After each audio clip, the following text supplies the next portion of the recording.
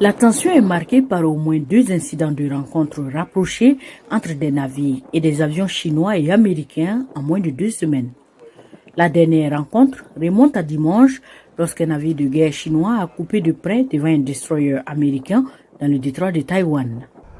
L'incident coïncide avec des exercices navals trilatéraux en mer de Chine méridionale entre les gardes-côtes américains, japonais et philippins.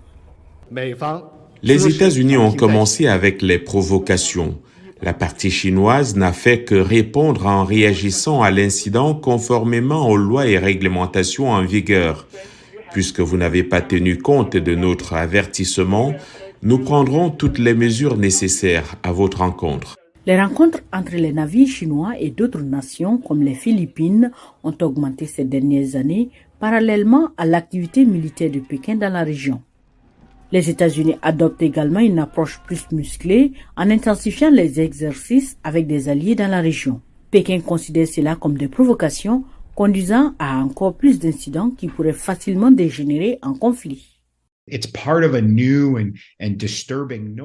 Cela fait partie d'une menace nouvelle et inquiétante, en particulier compte tenu du fait qu'il y a une communication limitée entre les hauts responsables de la défense aux États-Unis et en Chine.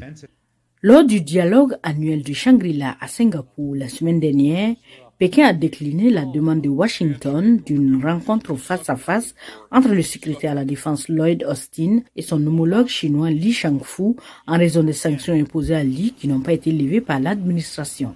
Des responsables s'efforcent de reporter la visite du secrétaire d'État américain Anthony Blinken à Pékin que Washington a annulée après avoir abattu un ballon espion chinois en janvier.